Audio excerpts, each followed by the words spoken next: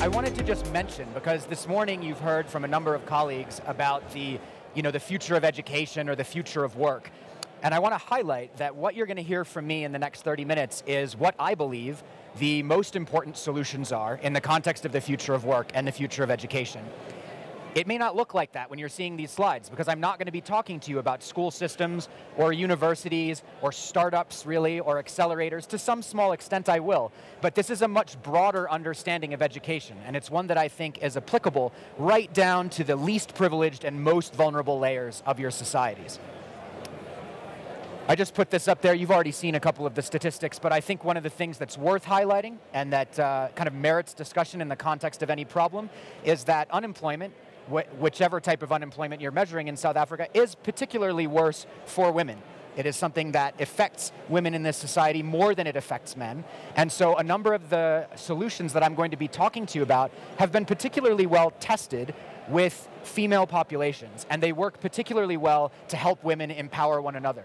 So I think we haven't had too many gender lenses so far in this conference, but I would invite you to think of the relevance of some of these solutions to associations of women and so forth.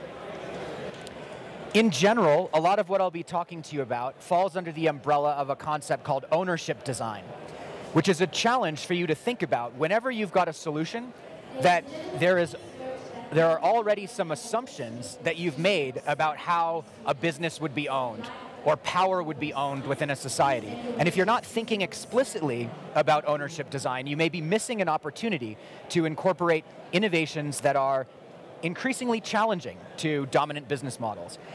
If what I talk to you about today resonates, I'd encourage you to have captured this book title. Nathan Schneider's book came out just last month, and he tweets. He's a very active tweeter. If you don't like to read books, I'd follow him on Twitter. He aggregates a lot of these innovations and can help you track this set of new breakthrough approaches to change making. I want to start just by framing up kind of the status quo, and not the status quo like banks from 50 years ago, but the status quo of dominant tech companies that are praised usually at tech conferences. Uber and Airbnb pick up a lot of praise at tech conferences for having really intelligent business models. People think it's great that Uber owns no cars and Airbnb owns no hotels, and yet they're both bigger than any car company, any hotel company. They get a lot of praise for this, and we're told that they democratize, they help with sharing, they help with collaboration. But at the same time, they do this while allowing the concentration of unprecedented levels of wealth, power, and very sensitive information into a small number of hands. And usually those hands are not in your country at all. Right? This is data that's typically going to Silicon Valley. They also enable new forms of discrimination that we're only just starting to understand, starting to track what does it do to a neighborhood, say like a traditionally diverse, multi-class neighborhood. When all the good apartments get gobbled up by Airbnb, it like accelerates gentrification. It makes it harder for diverse populations to remain diverse. They also frequently, both of these companies and companies operating in a similar way, frequently find themselves standing in direct opposition to democratically elected governments, regulations, citizenries that are trying to protect the character that they had, or the tax base that they had, or the workforce that they had. And the workforce of both of these types of entities have little say and typically no vote in any of the policies that affect their pricing, and both of them are trying to automate the workers away. So these are the tech behemoths, and that's what they actually have at core as values and principles. None, really. They're not accountable to you on principles and values in your neighborhood. They're going to wave around some concepts like democracy and sharing, and then they're going to abuse those in principle at a neighborhood level with your workforce. So, as a direct result of the exponential increase in the price performance of computing power, a direct result of that is that platforms, tech platforms that used to be so impressive to us, so expensive to build, so cutting edge and impressive, they're not hard at all anymore. Right? 15 years ago, if you were going to start up Uber, you were going to start up Airbnb, the type of database architects, the coders, the programming, the server space, the maintenance, the cybersecurity, all of that, it was cutting edge stuff. You were paying huge salaries. It was not easy. Now, standing up a platform, standing up a digital platform, it's the matter of a couple days. It doesn't have to cost you a lot. So what do we see? We see people coming after Airbnb and Uber, not directly, not trying to capture all of their global market share. We see them relocalizing the platform. So a platform cooperative is a type of business model that's just a little bit over 4 years old. And it's best understood by examples, so let me give you a few. Fairmondo is kind of like a competitor to eBay that eBay will never really pay attention to. They started off in Germany, and it was a bunch of people that like to sell goods and services, mostly goods, on a platform, and they thought, why are we surrendering a percentage of every sale to the eBay mafia, who are already all billionaires and who aren't even in Germany and aren't even paying attention to us? They're like, why don't we create our own digital marketplace, we, the people who are transacting on it, keep our data, keep our privacy, and keep all the trade fees that we have amongst ourselves. And their platform's working great. And their approach to scaling this is to say, hey, if there's a group of South Africans that want to set up Fairmondo in South Africa, they will give you their tech stack. They will give you their brand, provided that you work in a principled fashion. They're not going to license it to you. It's not a franchise. They're not going to try to parasite your profit. You just get to stand up the same digital architecture and work with it. Stocksy was created by a group of stock photographers. These are artists who take pictures that are then used in ad copy and stuff like that. A number of years ago, those photographers, especially some of the more qualified, they were like, this is ridiculous. We get like no percentage of the value of our images. They're sold on by Flickr, by iStock, and those platforms are capturing the value of our art, as if the platform was so hard to do.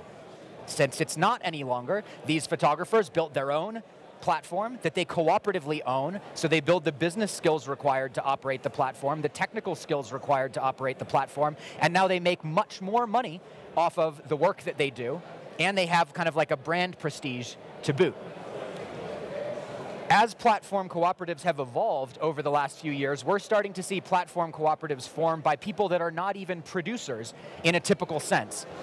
The third annual Platform Cooperative Conference happened in New York last November, just a little under a year ago.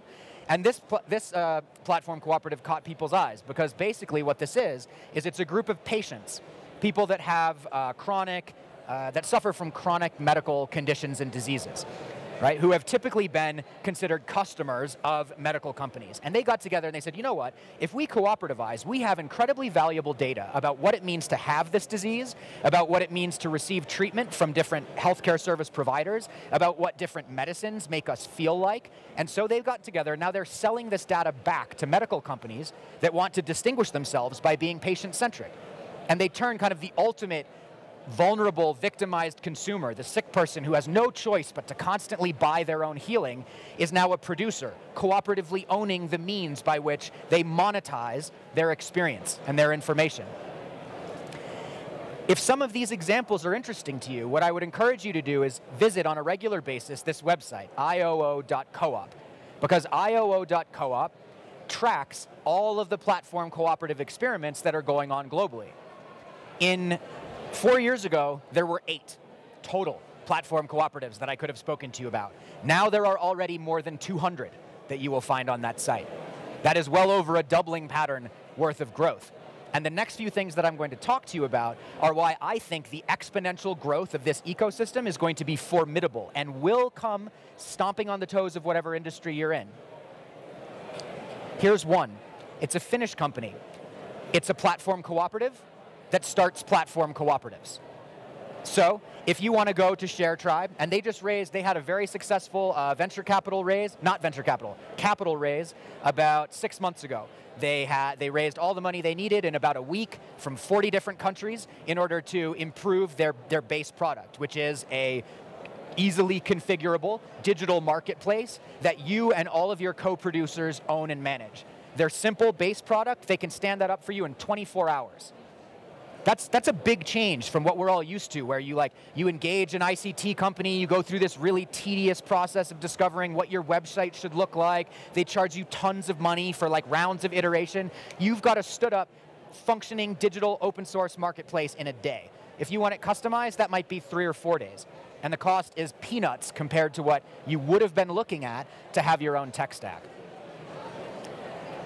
And this is also very recent news. Just a few months ago, Google.org awarded a $1 million grant to a group of the thought leaders in the platform cooperative ecosystem so that they would create a set of tools that specifically make it very, very easy for people to start platform cooperatives if they're in the following 4 industries: childcare, elder care, home care, and recycling.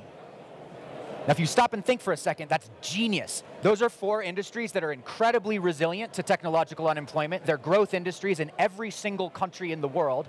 They're not super specialized areas, so the people that have been doing that work, they can definitely run their own digital architecture, their own digital infrastructure. They can manage that. And when they do so, they can relocalize and they can have greater economic resilience. So that's Google.org funding that. We also just saw the world's first accelerator open specifically for platform cooperatives, again, just a couple months ago. So they're starting to get applications from all over the world, people that are like, I like this concept, but all of the accelerators around me are still basically feeder mechanisms for parasites that call themselves angels that want to just carve out money while a company jumps from market to market, enriching its core investors. When that's not interesting to you, historically, it was very hard to tell a different story. Now there are tools and investment communities and accelerators that are coming into being to support a more collaborative, resilient, distributed, decentralized approach to managing tomorrow's technology. And if you were just in the plenary listening to Alex Gladstein, this is exactly one of the kind of ways that you can protect your data. Whether it's your data that's health data, whether it's your financial data, whether it's to do with childcare. There's a great childcare platform cooperative in New York City. Basically babysitters. They're like, why don't we have our own website? Yeah, why don't you? Why aren't you all like tracking your credibility and owning the profits of like running this smooth experience for parents that are all around? We're still used to thinking there's some technological or financial hurdle to managing these things ourselves. Because of exponential technological increases, it is becoming very easy. And what we want to do, what helps your communities, is to be first movers in this. Get in there, start doing the reps, learn how to manage your own digital infrastructure. I mentioned Airbnb at the beginning. I like taking this example because it also kind of pivots us a bit into why blockchain accelerates a lot of what I will be talking about and what I have been talking about. So this is a San Francisco Bay Area company, literally in Airbnb's backyard, that was like, let's compete directly with Airbnb. And their value proposition to start defeating Airbnb was, okay, if you've got a home and you want to put it on B token, they'll charge you 0%. 0% of the profit that you make, none. Okay, so are they taking it all off the visitor? No, the visitor also pays 0%. That's a pretty good competitive proposition to everybody using Airbnb. All you have to do is figure out how to use their site. You have to use their native token. So if you want to pay by credit card or PayPal, they'll get you for a little percentage. But their basic business model is just to take their tech stack, which is a strong tech stack, and license it to other industries. And just gradually siphon off Airbnb's money because they're never going to charge a fee. They don't think that they should or they should have to. I've been talking about these examples for a couple years, saying this is really dangerous to Airbnb. Like 10 days ago, Airbnb publicly declared that they got the message, right? They're now working with the Securities and Exchange Commission in the United States because they feel like if they don't give ownership of their company to some of the hosts that are on it, their hosts are going to jump ship. And yeah, they definitely will. This is like this is a halfway version of a platform cooperative. He's not talking about giving them voting rights. He's not talking about letting them own their data or control policy, none of that. But it's still a clear indication that this massive, hugely valued company is threatened by the little things that I'm talking about that might seem small. There are so many competitors coming at Airbnb. And a lot of these are going to be happening at the municipal level. Here's a cool kind of hybrid. This is something, by the way, that Johannesburg could do, Durban could do this, even a much smaller town could do this. Berkeley is exploring the process. They're in the process of getting regulatory clearance, and they're about to go into procurement probably next month, meaning they've already got the clearance they need to launch. It's either called their ICO, their initial coin offering, which is slightly misleading, or it is their own blockchain-based municipal bonds. So the municipal bond market globally is over $3 trillion. Tons of money in the municipal bond market. This is when cities typically would go to a bank and say to the bank, hey bank, will you launch like 10-year Johannesburg bonds at whatever percent? And the bank would say, yes, well, that's awfully complicated. You're going to have to pay us 15%, 20, whatever the percent is, some big percent. In this equation with Berkeley, Berkeley's like, yeah, no, bankers, we don't need you at all for this.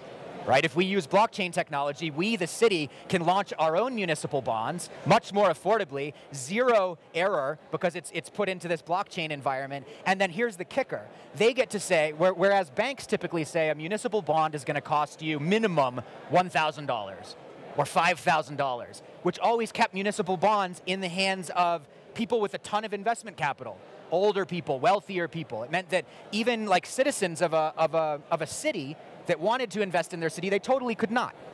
The way that Berkeley is going to do this is they're going to launch municipal bonds that cost you $2, $5, $10. So instead of buying some stupid lottery ticket that will only lose you money, you could buy a $2 municipal bond in Berkeley that when it starts paying you back, the money comes straight onto your mobile phone. Right? This is incredibly, incredibly disruptive stuff. And it's not just Berkeley. There's now, like, Berkeley's connecting with New York. I talked to you about the digital development principles yesterday. Berkeley and New York are connecting to UNICEF, are connecting to, like, all these different people that are innovating on this because they're like, hey, as soon as this works, we need to just put it on a public repository so that any city in the space of, like, a month with a couple of capable citizens can stand this up and run with it. All right, this is really going to hurt banks. They need to be paying attention. And here's a company. It's publicly traded. They want to come into cities and say, you guys, any city should be technologically self-sovereign. There shouldn't be any reason that there's an Airbnb, an Uber, an Expedia, a Priceline, a Hotels.com. None of those should be the ones capturing the value of transactions within your city. You should have municipal versions of all of those that are keeping the data with you. You, the city, need to know that data anyway. Like, you need to know where value flows are, where they're coming from. And you have the ability to regulate in favor of your own digital infrastructure. So they've already got prospective clients in Austin and Dallas. Those are two cities that you wouldn't have expected to be first in line for this. They're like cities in Texas, in America, especially Dallas. Seattle's paying attention to this, London's paying attention to this, and it's this configurable bouquet of municipal technologies that also includes like a blockchain-based digital currency that you can distribute like basic income, you could make it to do with voting rights, you can run whatever type of experiment you want with that. And the basic idea, the value proposition from this company and others is just to say, please get used to the idea that these things are now user-friendly enough, secure enough that you can and should be running experiments with them. Don't allow incumbents with billions of dollars to tell you that it's too hard. It's too hard. That's all it is. It's just a business strategy right now, convincing you that this is complicated. Here's another example, a really powerful one. Sardinia is an area in Italy that was really hard hit by the recession in 2008, 2009, the global financial crash. Their unemployment, it shot up to over 30%. And these Sardinians, they were looking around at each other and they're like, okay, we all still have the same skills we used to have. We're still growing all the same beautiful things we used to grow. We have pretty much all the like solid assets that we had. Why is our economy stagnating? Why do we have no ability to like employ and transact? Well, they just weren't getting any euros. Nobody would give them any euros because the global financial system was all choked up. But that was totally divorced from the value inherent in Sardinia's ecosystem. So they created their own digital currency, the Sardex, which was specifically it was a mutual credit system amongst small and medium-sized enterprises. So you can't just go there and buy it. You have to be a business incorporated with a bit of a track record, and you say, hey, I mean, I've been a plumber in Sardinia for like a decade. I've got bank records. I serve many other businesses. And they'd be like, great, come into Sardex. And then you don't have to bring euros in. You can immediately like get services. Maybe you need your roof fixed. You can get your roof fixed and accumulate debt in Sardex, and then fix someone else's plumbing, and your balance starts evening out. So it's a mutual credit system. It's like barter, and it was made safe because they had a really clear gate on it for like credible businesses, and they're all neighbors anyway. They're all regionally of the same ilk. So guess how much money they pushed through this system in 2017? $100 million. That's the scale at which they have already arrived. Now there are plenty of people that are these businesses, even employees of the businesses, asking to receive portions of their paychecks in this because it's much more convenient for them to transact, and they're kind of opting out of the euro. They're opting out of a globally centralized, like massive currency for a decentralized one that's even got a different fundamental math behind it than what you're used to. Governments and like citizen groups from all around the world are like visiting these guys every week to 2 weeks to learn how they've done it. And they're happy to share. Expect like Berkeley to meet up with Sardinia now. This is the kind of municipal experiment that's available for us. Holochain, I'll just throw it out there because it's something you can follow. Holochain is a blockchain company that saw the kind of success of Sardex and was like, hey, there's probably a way that we can create blockchain-based tools that enable different communities to stand this up really easily and with all of the security, the cryptography, the privacy that a blockchain-based system would allow. So this is the kind of like accelerating layer behind the Sardex experiment. Another area that disruptions from the social sector are particularly active is when you're trying to drive up levels of inclusion and engagement within a city, within a company, it doesn't matter, within any organization where engagement is low. We were talking yesterday about how democratic participation is dropping off. Certainly there are any number of companies where the company culture is toxic, and maybe 7% of the people in the company feel like they have power and the rest of them hate being there. We know that that's a disadvantage to those businesses. So some of the things I'll talk to you about next are relevant whether you're a business that wants to better engage and retain your employees, or whether you're in the social or the public sectors.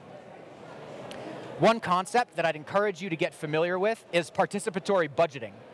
Participatory budgeting is the concept that says it's a build on democracy.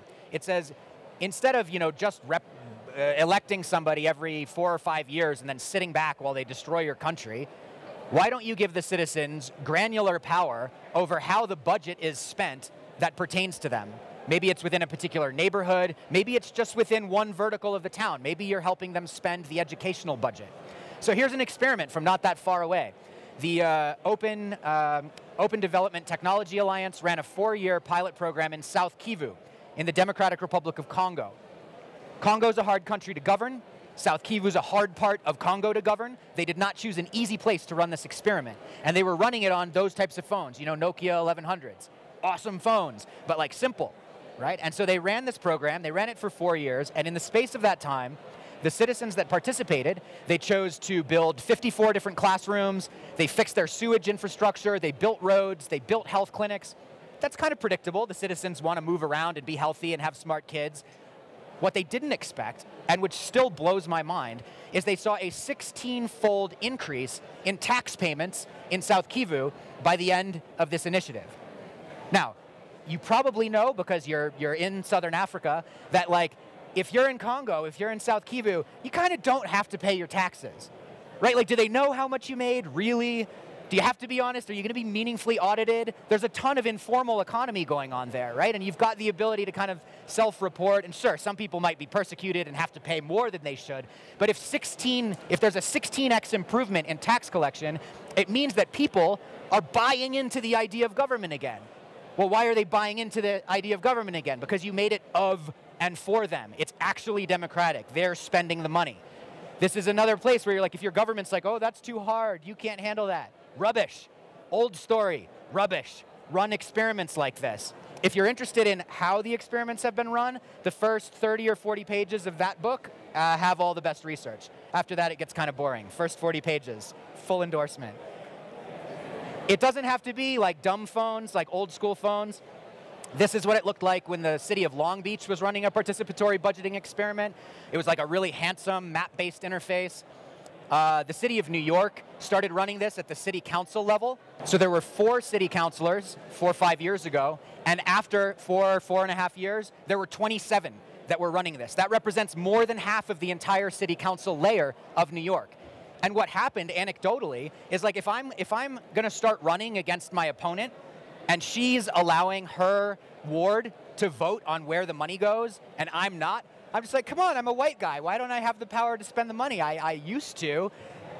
It's not a cool value proposition anymore. They're already used to spending the money directly. Once you give that power, it's very hard to take it back away, because people look at you and they're like, no, that's not how trust works. We already earned trust. Why would you take it back off us? Co-budget is a tool that you can download that lets you apply participatory budgeting within whatever context you want. You have a big family, want to run it within your family? Run it within your family. Decide how you're going to spend, 700 Rand each month for fun. Let it be democratic. Let your kids decide, right? Run it within your church, your mosque, your rugby club, your company. Try it. This is why I say it's part of the future of education. We need to de-risk these experiments so we don't try to get it perfect and have it be all our money. And then if we fail, nobody wants to do it again. We want to run these experiments like a day-long one, a week-long one, a month-long one, different groups, different purposes. Find out where it works instead of giving up because you tried to get it super perfect. One of the cool experiments that came out with co-budget was they ran one of these experiments with a group called the League of Intrapreneurs. So these are people that work in many, many different companies across many, many different countries. It's kind of hard for groups like that to necessarily collaborate well because they don't have a national context or a corporate context in common. And so they always struggled with engagement. Well, they ran a participatory budgeting experiment and they had 90% engagement over the entire course of their pilot across all these countries. And more interestingly, from my point of view, is the donor who put that pot of money in there to let people experiment with was also engaged the whole time. The donor was fascinated by how the money was being spent. And when you have a fascinated donor, you have a repeat donor. So if you're in a donor space and the donor's like, well, I don't like how management's spending money, well, then run a participatory budgeting initiative and say, well, if you liked our organization because of who we served, they spent the money where they wanted to spend the money, so stop blaming us. Right? There's a really good shift of responsibility and power that can come with these types of things. Another build on that, Democracy Earth are trying to take participatory budgeting onto the blockchain. But what I want to tell you about Democracy Earth is that they're advancing another type of experiment that you can run either in a company or in a city called Delegate of Democracy. In Delegate of Democracy, they say the idea of representative democracy is obviously broken. Look at my president, look at leaders all around the world. You elect them, they say one thing, they get into office, they do another thing, and the process to try to correct them once they have power is terrible. People laugh at the idea of even successfully impeaching anyone. Never happens, it's too hard. What if instead of selecting one person to make all the decisions, you're allowed to delegate people issue by issue, and you're allowed in real time to retract your delegation from them if they betray you. So I could say, all right, this lady, Stephanie, she represents me on environmental policy. She's a professor at the university, she writes great blogs, I trust her to vote on environmental policy, I don't even want to read about it anymore. And then I see a headline like, Stephanie paid by Shell Oil to destroy coral reef. The very next day I'm like, whoop, she no longer has my vote. And the headline the next day is Stephanie is totally out of political power. So there are systems that are being set up, software systems that are being set up to enable you to automate and democratize the way that you spread power around granular decisions. This is also part of the future of education, because for the citizen to meaningfully engage with that, they have to start thinking in a more sophisticated way. It's not like this political party or that political party, or everything boils down to abortion and no other issue matters. You can let people vote where they really, really care, and then they don't have to sabotage the planet at the same time. Right? You can decouple things that are being used to make us quarrel with one another. And people often get freaked out about this type of democratic experiment, and they're like, oh, what if a wave of populism sweeps the country and we elect, terrible people? Because that never happens right now. They're like, but with these new experiments, it will. My Vote is a company out of Australia that are working on building checks and balances into democratic voting.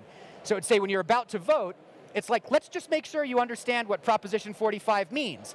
Does Proposition 45 mean that we're going to let in 10,000 immigrants from Somalia tomorrow? And if they're like, yes, it does, because I heard it on the radio, the system will be like, okay, that is incorrect. Come on over here, let's educate you about Proposition 45, and then when you successfully pass the understanding of the issue, then you vote.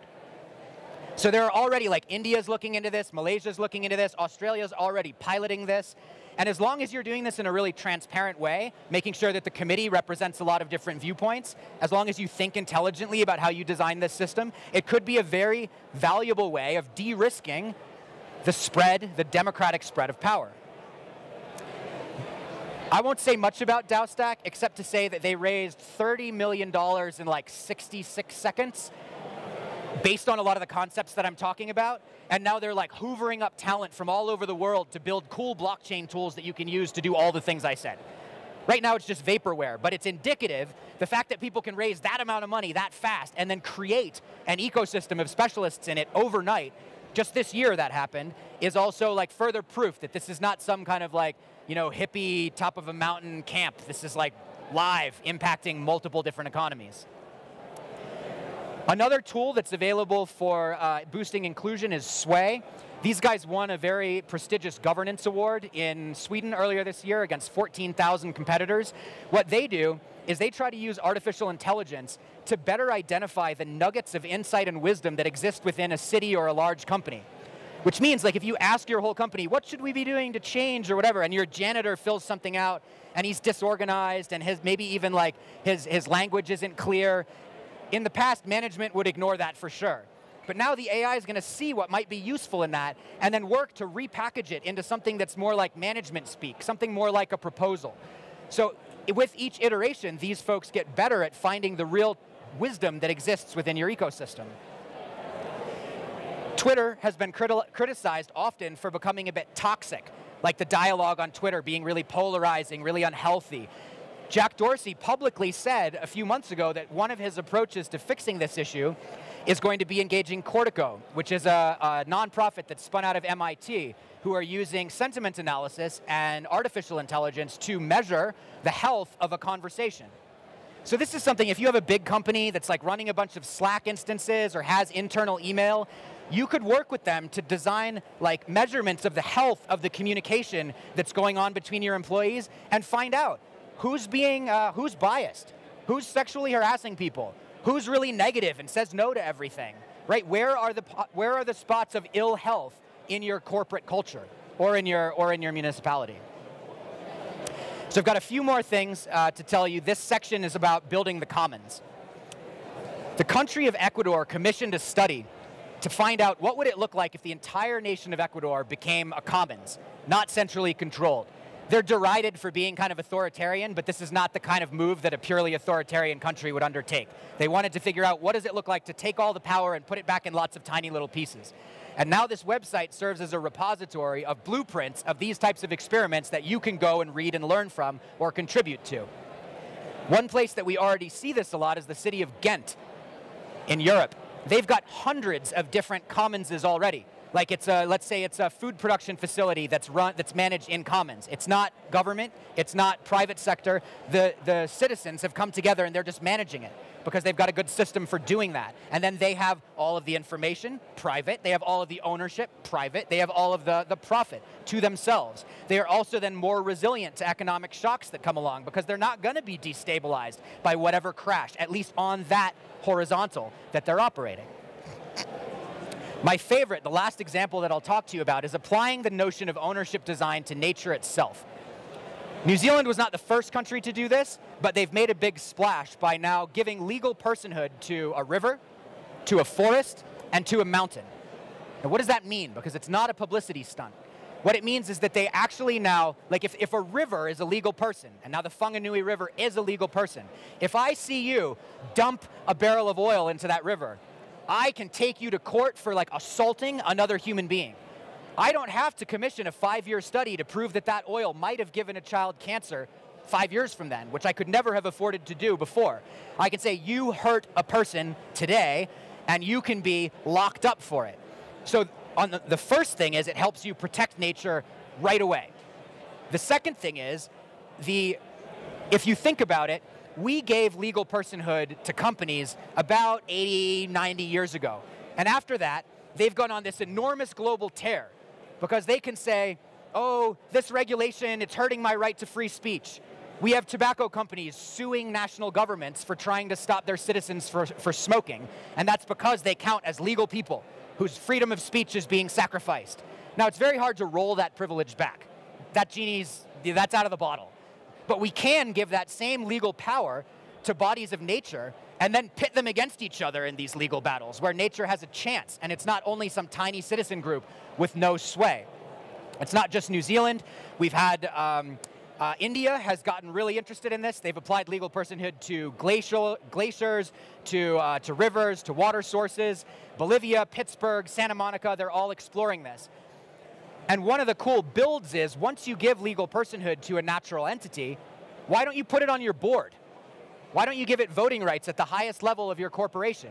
Why don't you give it dividends? Give it 1% of your corporate profit per year. If your river got 1% of the profits from the companies that are alongside the riverbank each year, what would it do?